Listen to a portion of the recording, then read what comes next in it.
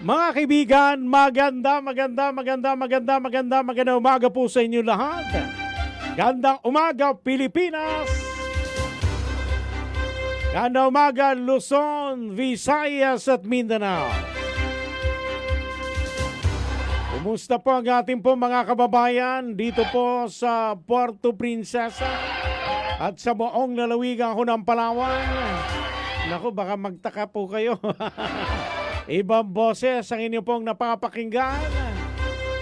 Meron lang akong importante pang inaasikaso, si Super John Fred Calamba.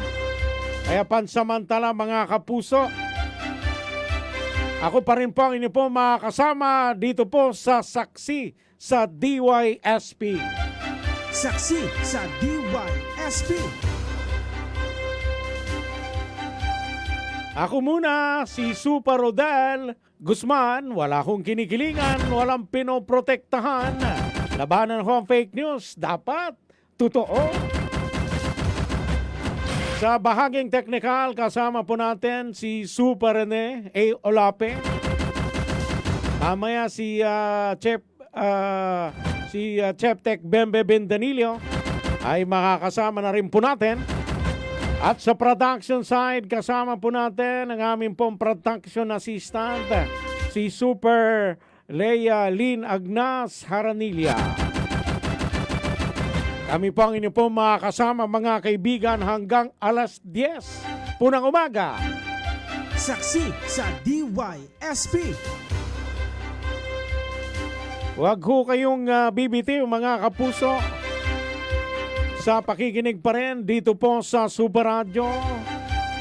Wala akong bagyo, no ho? Walang bagyo, Shareline at saka Amihan. Yung pong naka-apekto sa ating pong bansa. At dito po sa Palawan, Amihan, mga kapuso. At mayroon pong thunderstorm advisory mga kaibigan. Kasama po ang Puerto Princesa na magtatagal ho ng 2 oras. Pero mukhang 2 oras na, di ba? Kasama ho yung Brooks Point. Anong lugar pa nga? Kalayaan. Mga kaibigan. So, 2 oras na. Kaya siguro hindi na masyadong malakas. Ambon na lang. Ang ating pong naranasan mga kaibigan dito po sa lungsod ng Puerto Princesa. Sa Motsare, naging reaksyon ng ating pong mga kababayan, mga kapuso, doon po sa naging bahagi ng pahayag noong Miyerkules nito pong si Senador Rodante Marcoleta.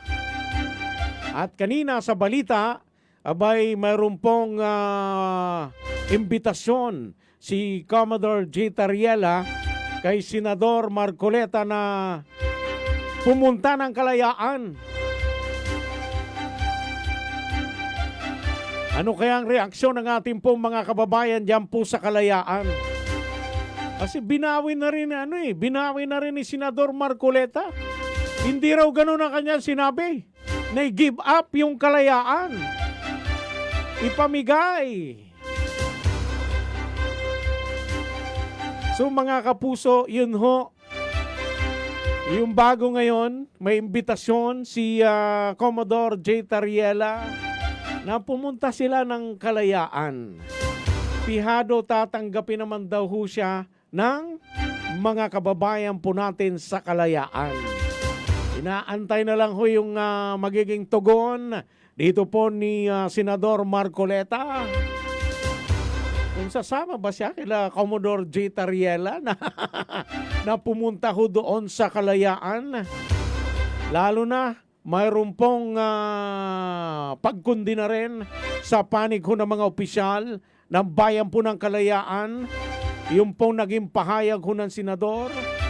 At sa kanilang sesyon ngayong araw o ngayong linggo mga kapuso, ay kanilang hihilingin, magpapasa sila ng isang resolusyon na humihiling sa Senado na burahin yung pong naging pahayag ni Ginoong o ni Senador Marcoleta.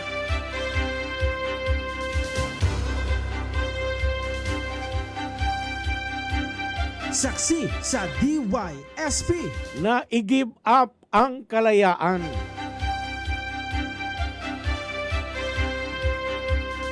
Ang balitang ito ay hatid sa inyo ng Tanduay Ram 5 years. Tibay ng loob. Tibay Tanduay. Saksi sa DYSP. Tumatawag ho tayo kay Vice Mayor Morris Philip Alexis Albaida. Anong magiging reaksyon ng ating pong mga kababayan, partikular na mga opisyalis ho ng kalayaan? Mayroon pong imbitasyon si Commodore J. Tariela. Kanino man tatanggapin? Ito pong si Senador Marcoleta na sa tingin nila ay parang pagtraidor ho sa bayan. Ang nangyaring pagpahayag mga kapuso na i-give up na lang ang kalayaan. Ano kayang reaksyon din ng ating pong mga opisyal, ng ating pong pamahalaang palalawigan? Mga kapuso,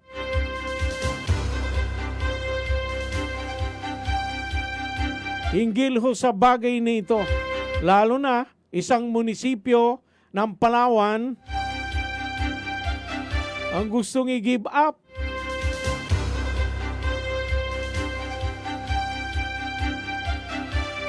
Alas 8:25 na, magandang umaga kay Sir Ryan Tuto Rodriguez. Good morning sa inyo, sir, at kay Sir Jojo Gakayan. Mayad na timprano ra kanindo.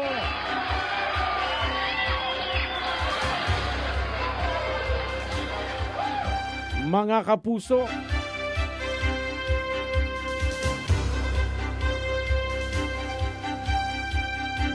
Saksi sa DYSP. ano kayang magiging reaksyon ng ating pong mga opisyal sa bayan po ng Kalayaan? Lalo na, mayroon na mga lumalabas na ideklara daw siyang persona non grata. Ito pong si Senador Rodante Marcoleta, partikular diyan po sa Kalayaan. Ano kaya magiging reaksyon din ng ating pong mga opisyal sa Palawan? ang balitang ito ay inihatid sa inyo ng Tanduay Ram 5 years. Tibay ng loob. Tibay Tanduay.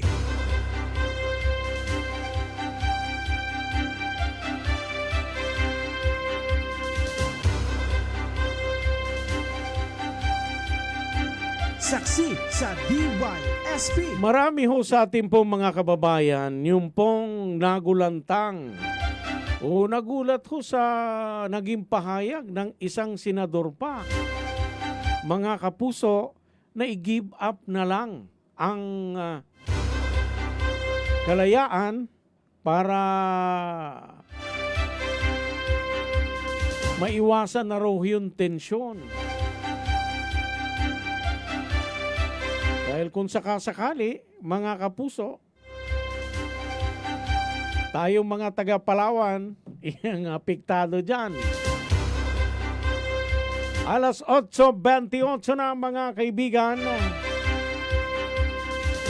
Saksi sa DYSP.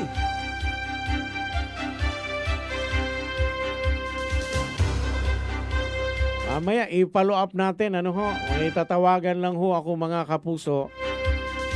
Kasi kailangan makuhanan din ho natin ng reaksyon ng ating po mga opisyalis po ng lalawigan po ng Palawan na hinggil ho sa bagay nito.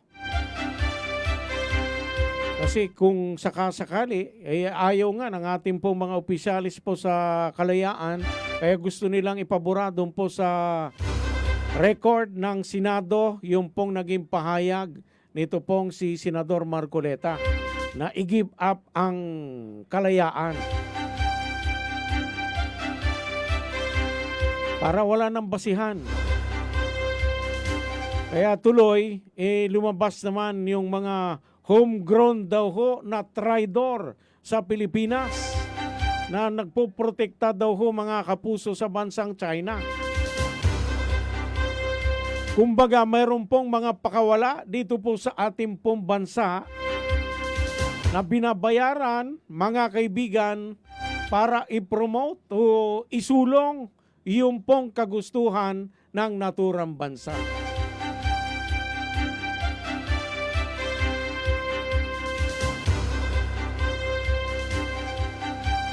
Saksi sa DYSP.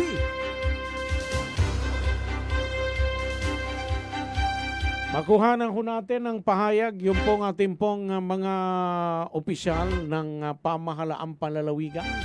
Saglit lang ho mga kapuso. Magkukomersya lang ho kami at sa ilang saglit ating pong babalikan ang ating pong binabanggit mga kapuso. Saksi sa DYSP. Mga kapuso, alas 8:35 na ho ng umaga. Balik po tayo dito po sa Saksi sa DYSP. Magandang umaga kay Baptisma Art. Sabi niya, good morning Sir Rodel. Walang kwenta yan si Marcoleta. Sana dinalang pinapansin at sana huwag nang papasukin dito sa Palawan.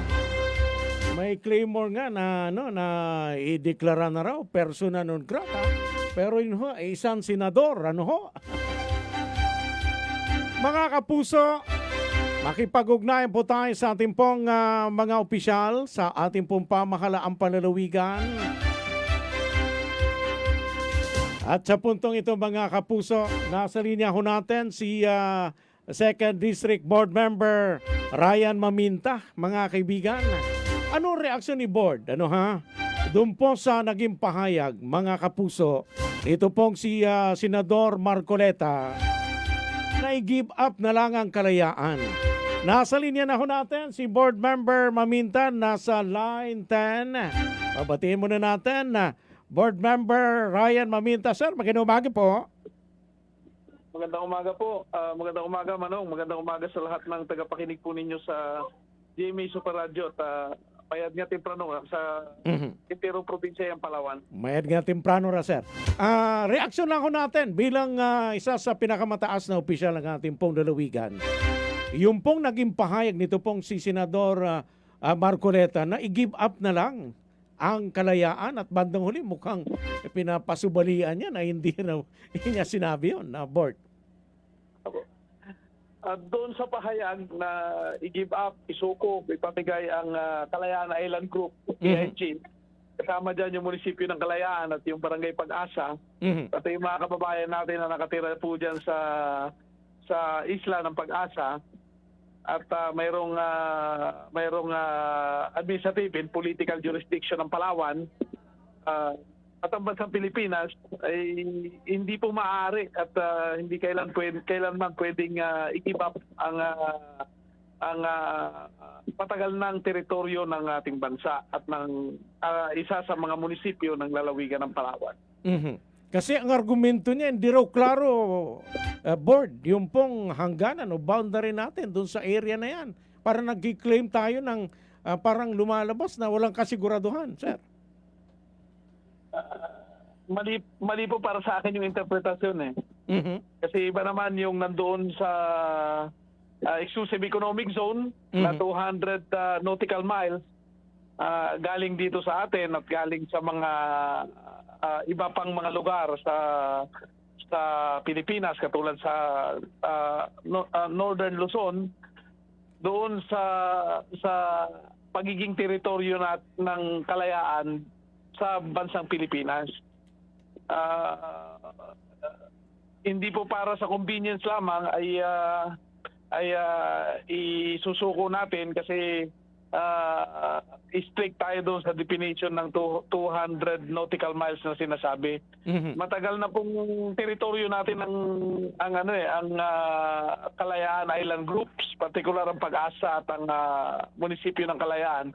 1970s pa, may effective presence na tayo doon. Mayroon na tayong deklarasyon sa pamamagitan ni Pangulong Marcos, Presidential Decree 1526 yata kung hindi ako magkakamali, na ang Kalayaan ay ibinigay at na-discover, ibinigay ni Commodore Klum anong panahon.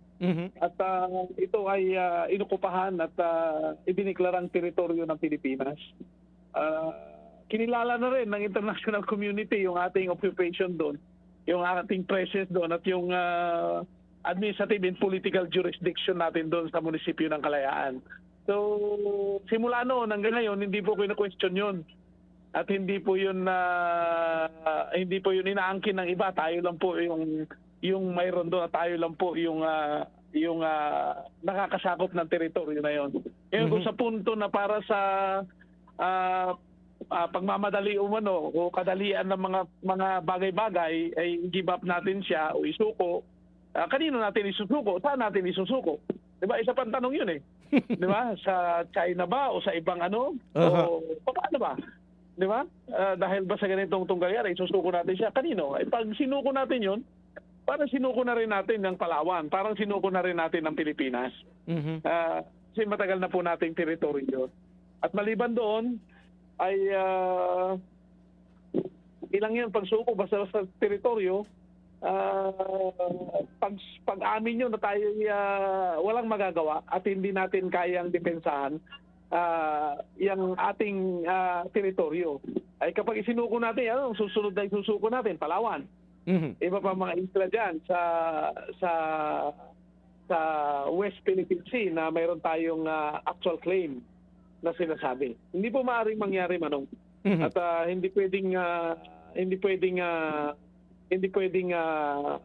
isuko na lamang 'yon at kilalanin kung kanino man natin isusuko. So ito ay sa panig ninyo ay dapat ikondina ng ating po mga opisyal at ng mga mamamayan ng Palawan, sir. Dapat ipanawagan na huwag paniwalaan at hindi katanggap-tanggap. Kung aabot sa punto na kundinahin natin ang ganyang mga sinasabi, dahil hindi sa tingin natin ay hindi pabor sa interes ng Pilipinas at ng Pilipino at walang dahilan para gawin yan, ay dapat nating gawin at dapat nating suportahan yung mga kababayan natin, partikular yung mga leader natin na patuloy na tumitindig para po sa kapakanan ng ating teritoryo at patuloy na paglaban para sa pagiging kabilang ng munisipyo ng Kalayaan, ng Barangay Pag-asa at ng lalawigan ng Palawan sa parte ng Pilipinas. Okay, sa panig ninyo, board, dahil mayroong imbitasyon si Commodore G. Tariela, wala ba kayong plano sa ating provincial government na imbitahan din siya para ma-familiarize niya yung ating pong lalawigan? Dahil mukhang hindi niya kabisado ang ating lugar, board member Maminta, sir. Sasama na lang tayo doon. Susuportahan natin yung imbitasyon ni Commodore Tariela. Pero bilang isang Pilipino, bilang isang leader, bilang isang halal na opisyal, ay tungkulin mo na alamin lahat.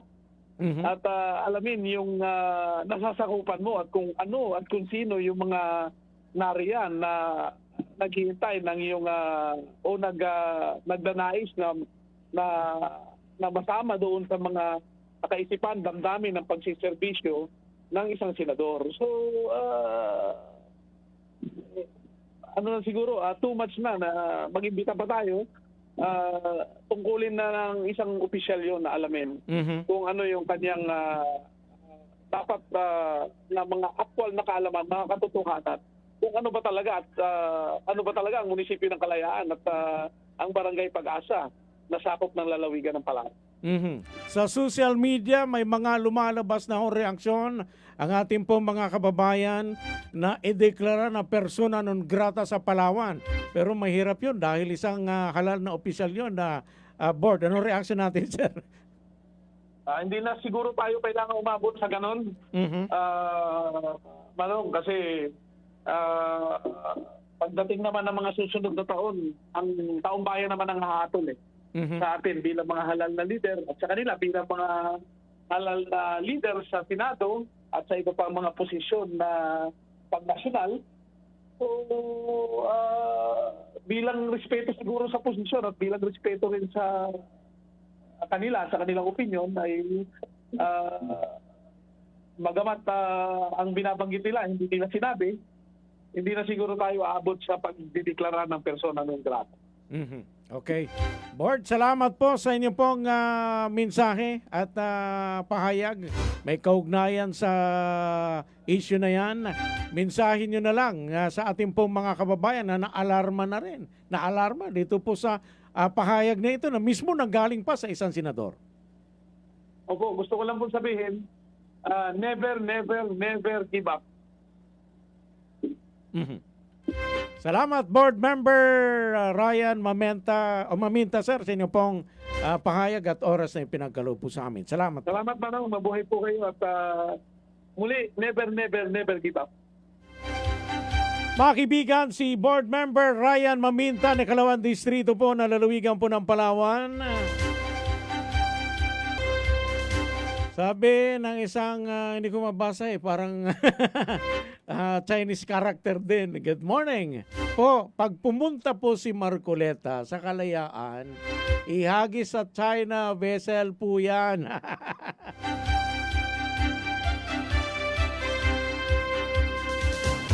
Sabi ni Board Member Ryan, bagamat mayroon po mga lumalabas na ho na deklara persona non grata, respeto na lang. Ano ho?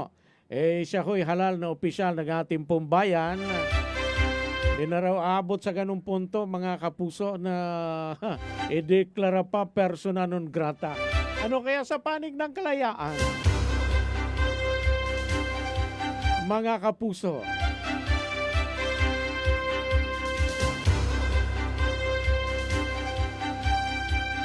Saksi sa DYSP. Yung kanilang kahilingan, nalungkot yung ating pong mga opisyal din sa kalayaan. Sila mismo kung sakasakali ang unang apektado na give up na lang daw. Parang ganun lang kadali, ano ho?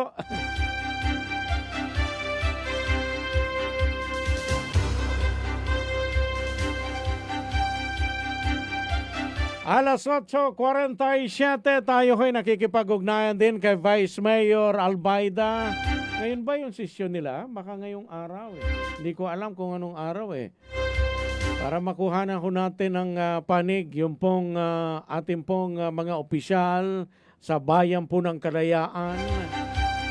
Lalo na mayroon pong imbitasyon si Commodore J. Tariela na sumama itong si Senador Marcoleta diyan po sa Kalayaan para makadaw pampalad mismo yung ating pong mga kababayan, mga Pilipino, mga kababayan po nating mga Palawenyo na nandyan ho, nakatira sa Kalayaan.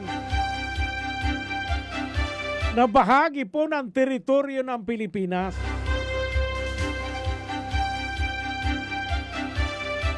Yung mismong lugar na yan, mga kapuso, ay naisurvey yan at mayroon pong mismong kadastro na nasa ilalim ho ng teritoryo ng Pilipinas at naisumite na rin ho sa United Nations. Kaya nagtataka yung ating pong mga kababayan kung bakit ho nasabi ni Senador Marcoleta yung bagay na yon na bandang huli binawi rin ho ng senador.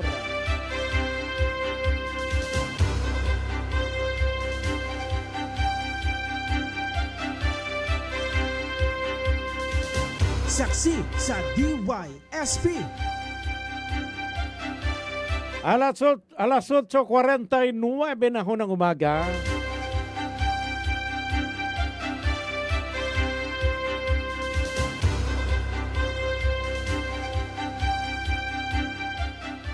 Hindi lang kabisado ni Senador Marcoleta, nakalimutan niya na sa Kalayaan mga Palawenyo at mga Pilipino rin ang nakatira. Kaya nakalimutan niyang sako pala ng Pilipinas na may matibay na basihan kung bakit nag-i-exist ang kalayaan.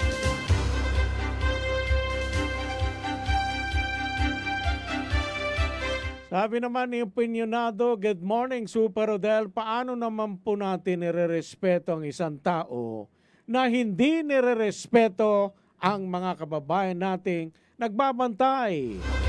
At ipaglalaban tayo. Paano ko irerespeto ang tao nakikipag mabutihan sa kalaban.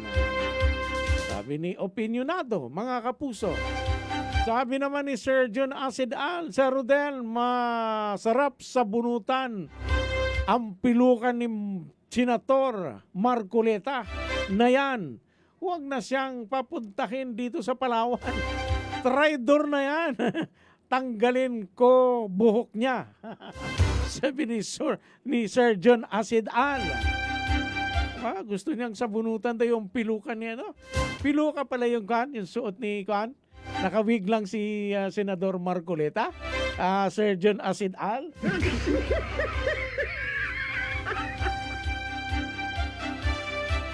Gusto niya raw sabunutan eh.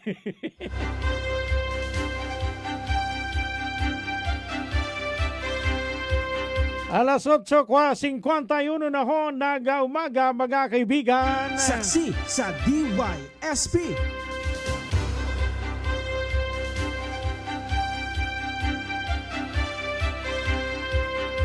So sa panig ho ng ating pong provincial government sa pamagitan din ng isang board member ho natin, hindi naman hantong dun sa pagdideklara ng persona non grata.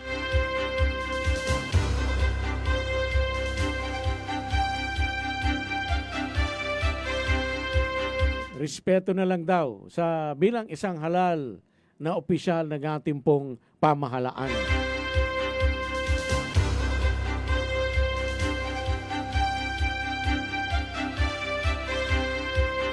May gusto lang akong makausap din yung mismong inhinyero po natin, geodetic engineer, dito po sa lalawigan po ng Palawan, na siya mismo yung nag-survey ng area na yan sa Kalayaan.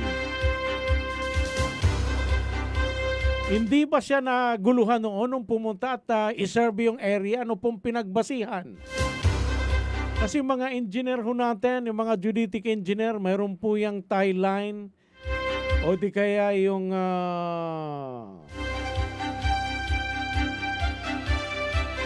meron silang kinukuhanan ng sukat. So kung yan 1970s pa, bahagi na ho ng Pilipinas, so natural, mayroon pong mismong pwedeng pagbasihan yung sukat ng lugar na yan. So maliwanag na sa atin. At mayroon na hong mga buya na nagsasaan kung saan yung pong hangganan ng ating pong teritoryo.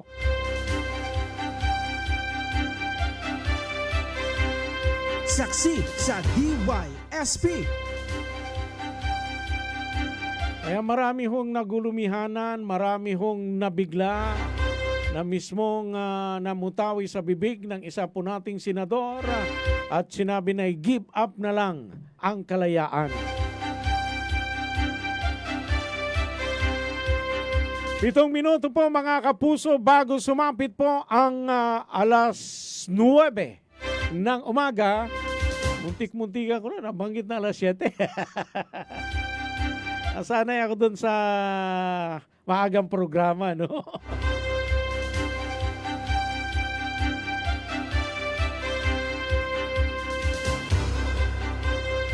Saksi sa DYSP.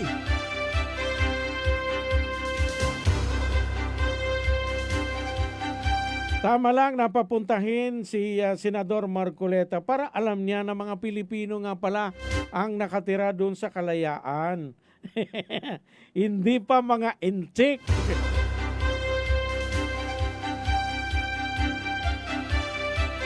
Baka naalimpungatan lang si Senador kaya hindi niya alam na mga Palawenyo at mga Pilipino ang nandoon sa Kalayaan.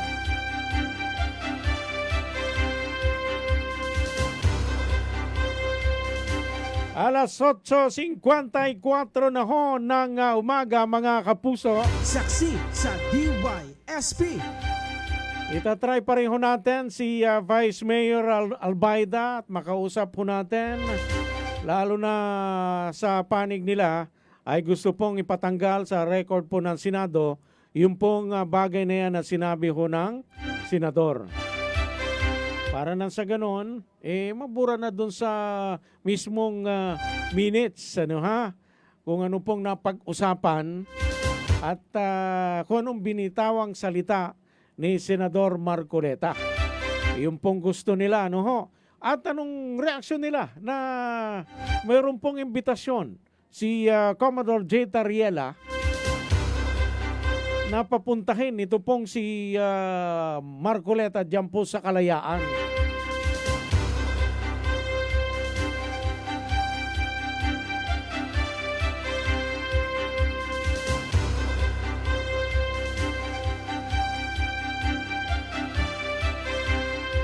Busy si ano ngayon ha. Dati ang bilis tawagan ni Vice Mayor Albayda.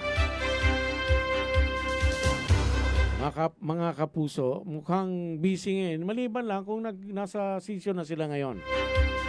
O di kaya nandun po sa isinasagawang palarong panlalawigan sa bayan po ng Batarasa.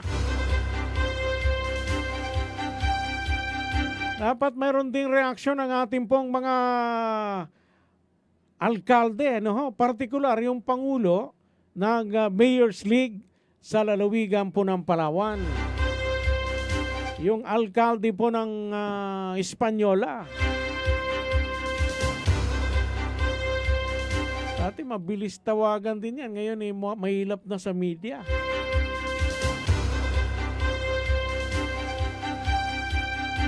Para iparamdam ho natin mismo doon sa kay Senador Marcoleta na yung Palawan ay talagang iniingatan niya. Yung bahagi, isa pang munisipyo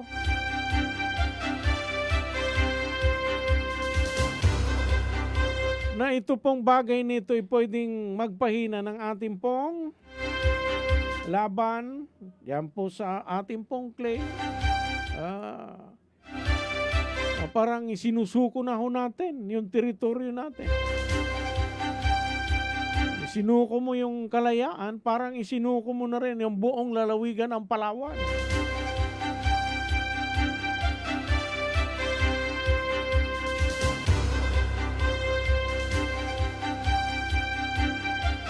Saksi sa DYSP. Sir Rodel, bakit po nila okay na si Vice Mayor? Okay, kausapin ko lang, saglit lang po.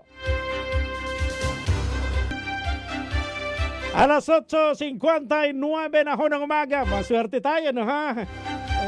Kahit busy si Vice Mayor Albayda, pagbibigyan po tayo mga kapuso na kahit saglit lang na makausap po natin ang Vice Alcalde na bayan po ng Kalayaan na pinag-usapan ngayon buong Pilipinas. Mga kapuso, lalo na sa ating pong Kongreso. Yung pong naging pahayag mga kaibigan ni Senador Rodante Marcoleta na i-give up na lang ang Kalayaan. Pero nung bandang huli mga kapuso, abay, hindi niya raw sinabi yon. Nasa linya na ho natin ang Vice Alcalde ng Kalayaan, Palawan. Hindi po bahagi ng China. Si Vice Mayor Morris Philip Alexis Albayda. Babatiin muna natin, Vice. Magandang umaga po. Mayad na temprano, kanindong tanan. Sa atong mga bugtitinay, sa atong mga kasimanwa sa lalawigan ng Palawan. Yan, talagang totoong palawin niyo yan. Di pa yan i-check. Gusto na ipamigay. Sir, ano reaction po natin, sir, doon po sa naging pahayag nitong si Senador Marcoleta, sir? Yeah, nabanggit ko na rin ito sa mga news outlets pa, no? Pero banggitin ko lang din that before we react, ay binigyan natin ng benefit of the doubt. Baka nga naman may ibang ibig sabihin si Senator Marcoleta. So we tried to listen from the video of the commission on appointment. Kahit anong pagbalik-balik rin ko, for whatever context siguro yung ibig niya sabihin, parang ganun pa rin. Parang ang labas ay i-give up na lang. So the reaction ay siyempre masasaktan. Offensive yun, insulting, lalong-lalo na sa atin pong mga magigiting na mamamayan. Napakasakit yun dahil mismo yung ating pong bayan, ang gusto niyang i-give up na ito'y sakop ng Palawan, sakop ng teritoryo ng Pilipinas, sir. Oo, ay talagang masakit po. Lalong-lalo na kung makikita po natin yung sakripisyo po ng ating pong mga magigiting na mamamayan sa isla. Mhm. Ano ho, yung the way, the simplest lives they live, Mhm. and the way they look at life, how grateful they are that there is this municipality of Kalayaan na talaga pong pinapangalagaan po sila at hindi po pinapabayaan. Mhm. Sa tingin ninyo, sir, ano pong dahilan kaya nitong si Senador Marcoleta? Bakit namutaw yung ganun salita sa kanyang bibig? Paano ba? Kung babalikan natin, last year sabi niya ang West Philippine Sea guni-guni lang eh. 'Di ba? Mhm. So, I don't want to be too personal. Kaya nga sabi ko, kung titingnan natin, I still want to be rational and logical when it comes to this. Ang gusto na lang po natin, hilingin po sa Senado ng Pilipinas, particularly sa commission appointment, na baka sakali po i-expunge or strike down na lang po yung statement na yun. Mhm. This is not for me to be too personal on it. Mhm. Yun lang naman po kasi ayaw naman po natin na kagawian or maging basihan ng mga susunod na mambabatas ng Pilipinas o baka gamitin pa ng bansang China yung naratibong yan. Sasabihin sa Senado ng Pilipinas may record dyan, sinabi na i-give up na lang ang Kalayaan Island Group, which hindi katanggap-tanggap by all means po, lalong-lalo na po sa bayan po ng Kalayaan. Mhm. Sa social media, mayroon akong claimor na deklara na lang daw ho persona non grata. Ito pong si Senador Marcoleta. Partikular sa inyong pong bayan, sir. Anong reaksyon po natin? Well, yes, there is a claymore and we would like to put that into valid emotion of our people. Mhm. But we also would like to give a comprehensive understanding of persona non grata. Pagka ito po ay Pilipino, ang binigyan natin persona non grata, symbolical po yan. Mhm. Kapag ka po foreigner, since nakalagay po yan sa Vienna Convention, ay yan ang legal. Pero sa kalagayan po ni Senator Marcoleta, mukha din siya ng soberenya eh. There's a sovereign electorate who voted and elected him as a senator. Mhm. So, not becoming too personal on that, not becoming too emotional on what he had said, ay siguro just to condemn the statement and to expunge it sa record ng Senado would suffice na siguro yun na yung magiging action po ng munisipyo. Mhm. Okay. May imbitasyon si Commodore J. Tariela kay Senador Marcoleta na pumunta ng Kalayaan, sir. Ito ba welcome pa rin siya sa ating pambayan, sir? Mararamdaman niya naman po yun eh. Hindi ko po pwedeng pangunahan ang pagtanggap ng amin pong mga magigiting na mamamayan sa kanya. Mhm. Pero ang masasabi ko lang po, kung mararanasan niya lang po yung amin pong nararanasan, kahit yung mga turista po na pumupunta ng isla, the warmest welcome they could ever receive, makikita niyo po yun sa bayan ng Kalayaan. Baka sabihin po niya, ay talagang pasensya na kayo, baka gano'n na sabihin niya kasi sa sobrang bait, sa Mhm. sobrang mapagtanggap, sa sobrang mapagmahal po ng aming mga magigiting na mamamayan, there's no reason na i-give up po ang atin pong Kalayaan Island Group. Mhm. Baka nabigla lang ang senador, sir, doon sa kanyang pahayag na yun. Yeah, actually, kung ano po, willing naman po kami kung magsusorry, kung mag-apology siya, wala naman po problema sa amin. Baka syempre po, alam naman po natin, tao lang naman po ang lahat, kumbaga. Pero ang sa amin lang naman po, wag naman po sana to the extent na magiging official na record ng Senado Mhm. yung pagsabi niya na i-give up na lang ang Kalayaan. Mhm. Okay. Sir, mensahe niyo po sa ating po mga kababayan sa Kalayaan at sa buong lalawigan na rin po ng Palawan dahil Well, napakatindi yung pahayag na yan ng isang senador. Hanggat nandito po ang bayan ng Kalayaan, magkakaroon po ng mahimbing na tulog ang bansang Pilipinas, ang lalawigan ng Palawan.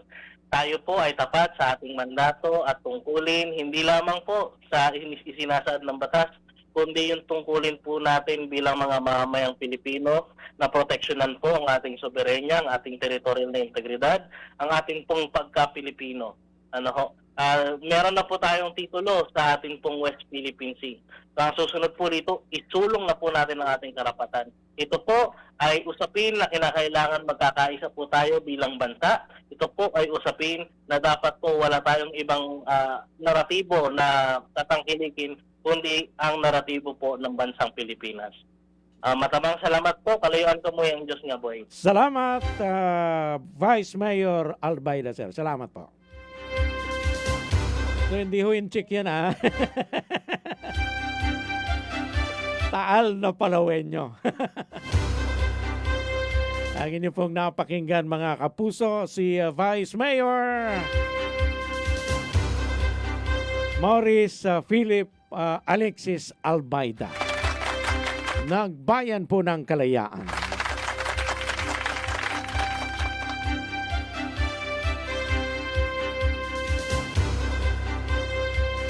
Sabi ni Opinionado sa Rodel, bakit po nila ipatanggal? Dapat po nakasulat sa minutes kung ano ang sinabi at sino ang nagsalita. Dapat isulat yan para habang buhay paalala sa mga butante at sa mga grupo ng mga tao bumubuto sa kanila kung anong klaseng tao at kung anong sinabi niya at sinasabing ibuto nila. Yun nga ho, baka gusto ipatanggal ng nila Vice Mayor Albayda, baka gamitin pa ng China na isang senador ninyo nagsabi na i-give up na lang yan. So mas maigi tanggalin na lang daw. Alas 9:08 na ho ng umaga. Hinahanap ko yung numero ni Engineer Nelson Gabayan. Dahil siya po yung nag-survey, nagkadastro ng Kalayaan Island.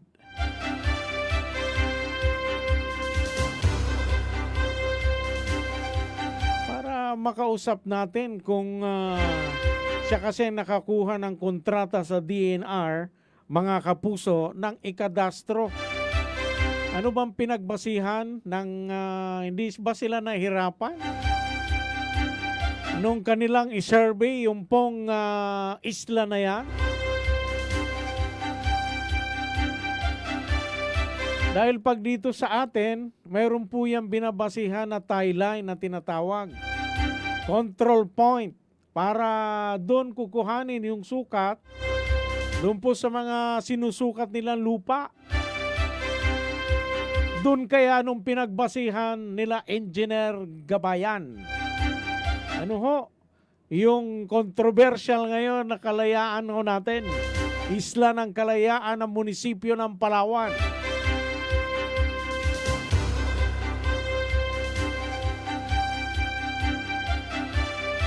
Alas 9:19 na ho ng umaga, mga kaibigan. Saksi sa DYSP.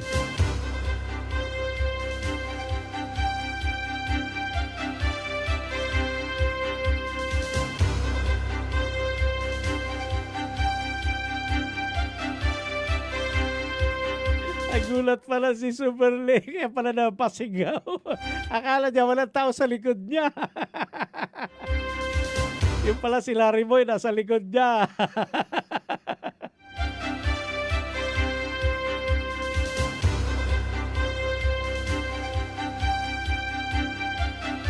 Magandang umaga sa mga kapuso po natin. Diyan po sa Pangkol, Taytay, Palawan. Nakikinig daw ho sila sa atin. Salamat sa palagian hong pakikinig ng mga taga Pangkol, Taytay, Palawan. Magandang umaga ho sa inyo dyan. Kay Ma'am Leia Amorganda. Sabi nga may amor na may ganda pa. Diba? At ganun din sa mga kapuso po natin dyan po sa bayan po ng Magsaysay. Kumusta po kayo dyan? Maulan ba dyan po sa Cuyo Island? Dyan po sa Cam area sa Cuyo, Agutaya, Magsaysay. At ganun din sa mga taga Cagayan Silio.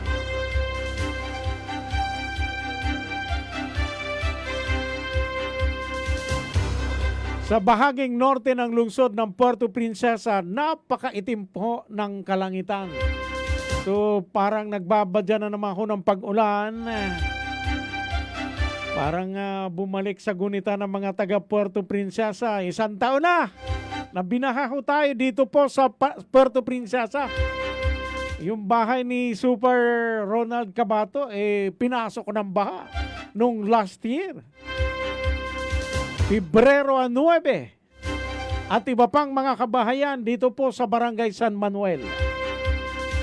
Kumusta na kaya yung pong ginagawang flood control project dito po sa San Manuel? Sana hindi na maging ningas kugo na ho yung pong pagtatrabaho ng ating pong flood control project. Nakatuon ako sa inyo. Nagbabantay yung mata ng publiko, ng mga residente sa Puerto Princesa. Saksi sa DYSP. Ang balitang ito ay inihatid sa inyo ng Tanduay Ram 5 Years. Tibay ng loob. Tibay Tanduay.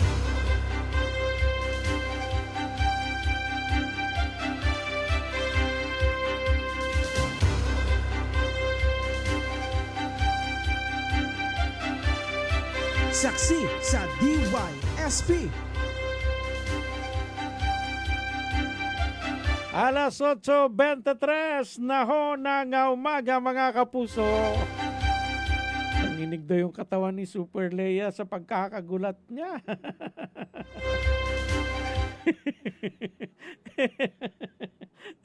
Kala ko, meron na naman nalaglag na kubra eh. Kasi dito sa amin sa likod, minsan may nasusulpot na cobra, pumapasok sa kisame.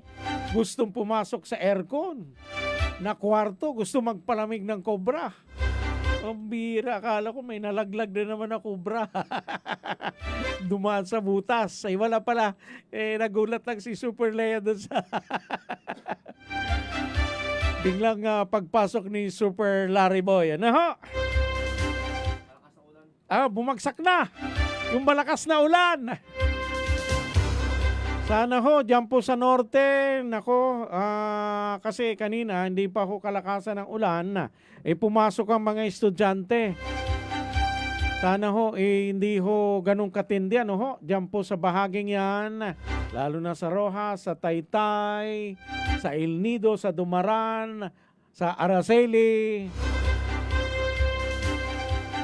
Kasi pagka ganyan, malayo ang eskwelahan, may mga lugar pa na bahain. Delikado, no ho? Pag tuloy-tuloy yung pong pag-ulan, sabi ng Pag-asa, hindi naman ka masyadong matindi yung ating pong posibleng maranasan na pag-ulan. Sana nga, sumakto, no ho? Dahil ang mga estudyante, maaga pa lang kanina, pumasok na. Dahil wala namang hong kanselasyon na walang pasok sa iba't ibang eskwelahan. Kaya maaga pa, yung mga estudyante ay pumasok na sa iba't ibang eskwelahan. Ngayon pa lang lumalakas ang ulan. Pero kung malakas ang ulan, sa inyo pong mga lugar, nasa discretion po yan ng magulang. O mayroon pong exam, pwede hong makiusap sa teacher. Kung hindi ho pumayag si teacher, pwede hong ireklamo ang teacher. Napakalakas ng ulan. Bakit hindi nakapasok si estudyante? Bakit ayaw niyang bigyan ng special exam? Ano ho? O di kaya dapat hindi siya nagbigay ng exam kung mayroong mga estudyante na hindi ho nakapasok dahil malakas ang ulan.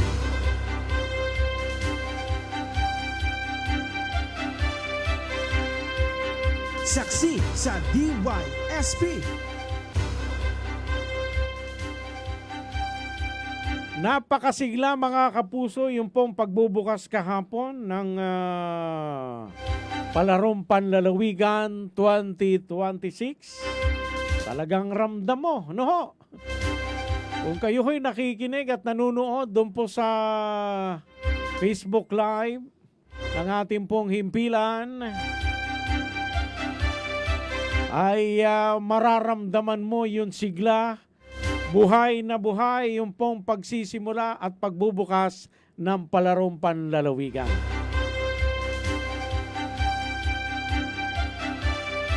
Nasabi nga mga kapuso, matagumpay yung pagbubukas ho ng palarong panlalawigan diyan po sa bayan po ng Batarasa. Yan ho'y hanggang sa araw po ng Biyernes. Biyernes 13, yung pong huling araw ng isinasagawang palarong panlalawigan diyan po sa bayan po ng Batarasa.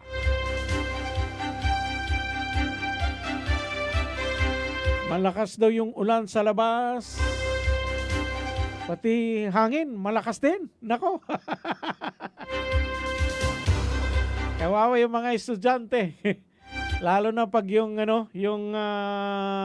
classroom ay hiwa-hiwalay, lilipat ka, walang bubong, kawawa yung mga estudyante.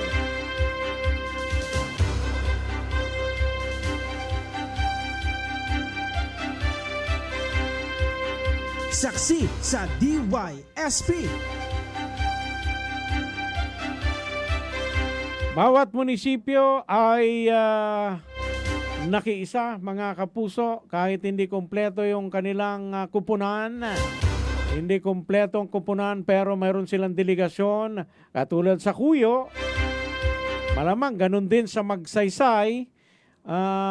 Kasi ang bahaging norte, mga kapuso, kay di ba hindi nga natuloy yung unang schedule ng palarong panlalawigan dahil apektado ang norte ng bagyo.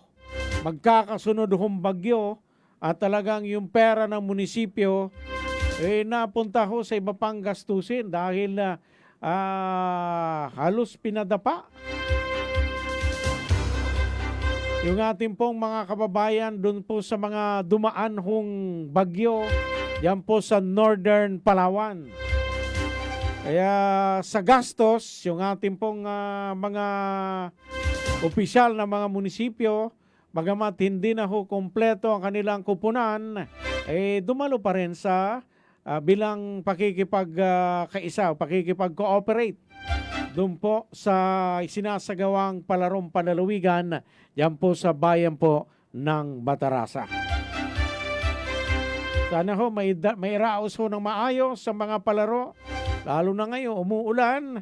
Nako, sana hindi ho malakas ang ulan yan po sa bayan po ng Batarasa.